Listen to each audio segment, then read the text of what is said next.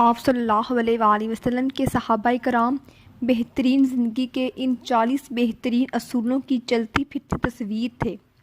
Number 1، آپ صلی اللہ علیہ وآلہ وسلم نے فرمایا، فجر اور اشراق، عصر اور مغرب اور عشاء کے دوران سونے سے بعد رہا کرو۔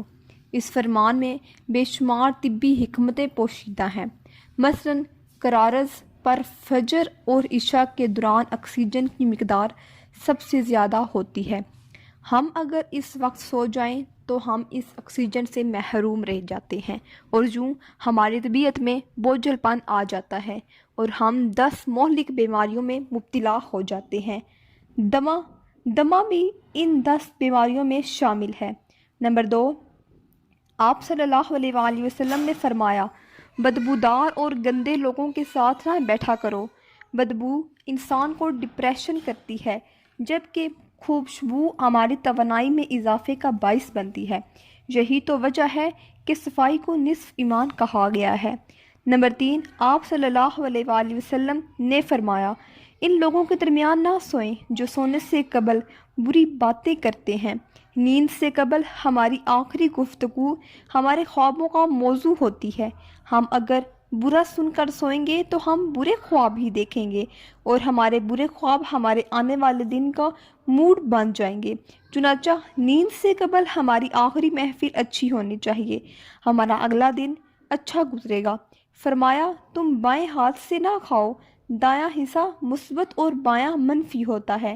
ہم جب اپنے جسم کو دائیں ہاتھ سے فیڈ کرتے ہیں تو ہماری مثبت سوچ مضبوط ہوتی ہے، اور جب ہم اپنے بدن کو بائیں ہاتھ سے کھلاتے ہیں تو ہماری منفی سوچ طاقتور ہوتی ہے۔ نمبر 5، فرمایا، منہ سے کھانا نکال کر نہ کھاؤ۔ 6، ہمارے رسول صلی اللہ علیہ وآلہ وسلم نے ارشاد فرمایا، ہاتھ کے کڑاکے نہ نکالو۔ سائنس کا کہنا ہے کہ ہم میں سے جو لوگ انگلیوں کے کڑاکے نکالتا ہے، یہ جلد آرتھرائٹس کا شکار ہو جاتے ہیں، جوڑوں کے درد کی شکایت بھی کرتے ہیں۔ 7، فرمایا، جو جوتا پہننے سے قبل اسے جھاڑ لیا کرو۔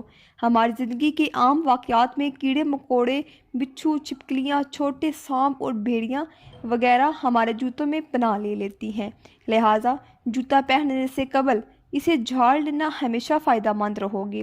نمبر 8، فرمایا، نماز کے دوران آسمان کی طرف نہ دیکھو، آسمان کی طرف دیکھنے سے توجہ ہٹ جاتی ہے۔ نمبر 9، صلی اللہ علیہ وآلہ وسلم نے ارشاد فرمایا، رفع حاجت کی جگہ مت تھوکو۔ یہ حکم اپنی اندر 2 حکمتیں رکھتا ہے، یعنی لیٹرین میں تھوکنے سے بعد میں آنے والوں کو بھی تکلیف ہوتی ہے، اور دوسرا کہ لیٹرین میں لاکھوں قسم کے جراثیم بھی ہوتے ہیں۔ ہم جب تھوکنے کے لیے منہ کھولتے ہیں تو جو گندے جراثیم ہمارے منہ میں پناہ لے لیتے ہیں، یہ جراثیم معدے اور پھیپھڑوں میں پہنچتے ہیں اور پھر یہ ہمیں بیمار بھی کر دیتے ہیں۔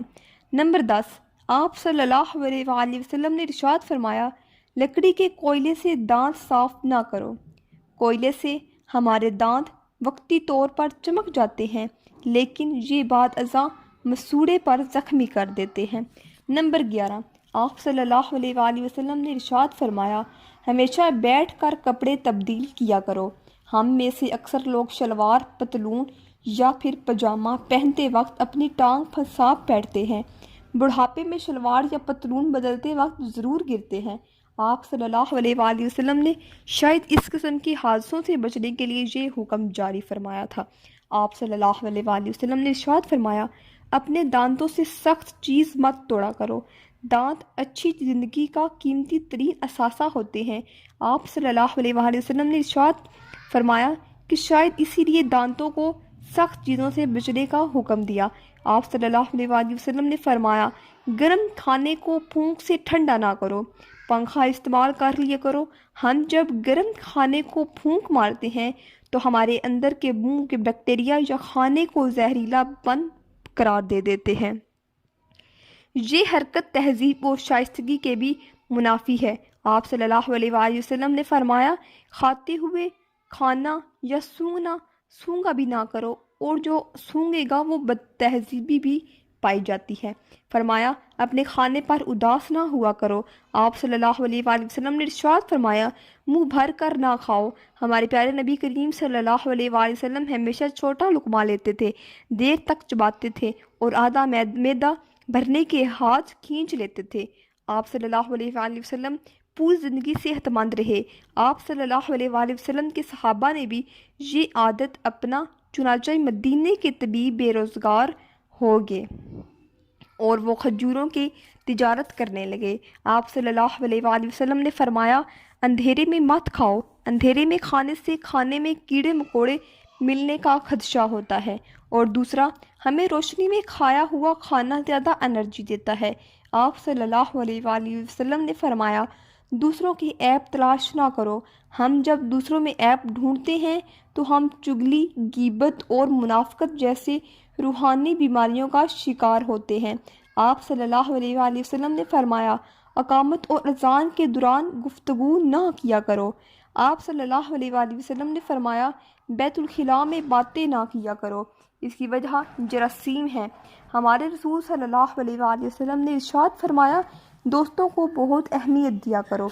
فرمایا دوست کو دشمن نہ بناؤ۔ یہ فرمان نفسیات اور معاشرت دونوں کے لیے انتہائی اہم ہے۔ ہمارے دوست ہماری تمام کمزوریوں سے واقف ہوتے ہیں۔ یہ جب دشمن بنتے یہ دنیا کے خوفناک ترین دشمن ہوتے ہیں۔ فرمایا دوستوں کے بارے میں شکوک نہ پالو، شک دوستی کے لیے زہر ہوتا ہے۔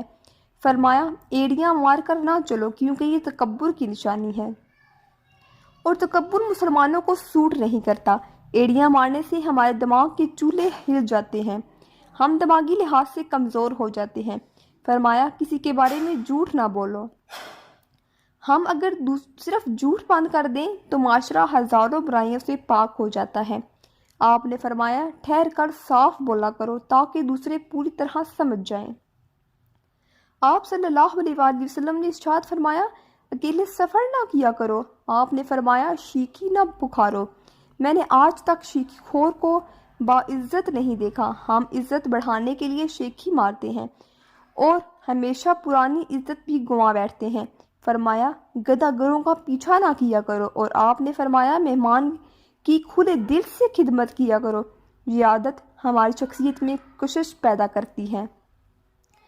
اور آپ صلی اللہ علیہ وآلہ وسلم نے ارشاد فرمایا غربت میں صبر کیا کرو، صبر بہت بڑی دولت ہے، یہ دولت کبھی کسی انسان کو غریب نہیں رہنے دیتی۔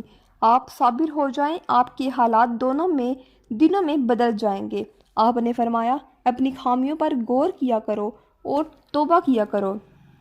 وہم اگر اپنی کسی ایک خامی پر قابو پا لو تو ہم میں سے 10 خوبیاں پیدا ہو جاتی ہیں۔ آپ یہ بھی کر کے دیکھ لیں۔ آپ نے فرمایا برا کرنے والوں کے ساتھ ہمیشہ نیکی کرو، یہ بھی آزما کر دیکھ سکتے ہو، یہ عادت آپ کے دشمنوں کی تعداد کم کر دے گی۔ آپ نے فرمایا اللہ نے جو دیا ہے اس پر خوش رہو۔ ہم دوسرے پرندوں کی کوشش میں ہاتھ کا پرندہ بھی اڑا بیٹھتے ہیں۔ ہمیں جو مل جائے ہم اگر اسے انجوائے کرنا سیکھ لیں تو یہ دنیا جنت ہو جاتی ہے۔ آپ نے فرمایا زیادہ نہ سویا کرو، زیادہ نیند یادداشت کو کمزور کر دیتی ہے۔ آپ نے فرمایا روزانہ کم از کم 100 بار استغفار کیا کرو، یہ عادت بھی عبادت ہے۔ آپ کر کے دیکھیں، آپ کے نتائج حیران کن ملیں گے۔ آپ نے فرمایا چلتے ہوئے بار بار پیچھے مڑ کر نہ دیکھو، اچھے کاموں میں دوسروں کی مدد کیا کرو، فیصلے سے قبل مشورہ ضرور کیا کرو، اور آپ صلی اللہ علیہ وآلہ وسلم نے ارشاد فرمایا کبھی غرور مت کرو۔ السلام علیکم ورحمۃ اللہ وبرکاتہ۔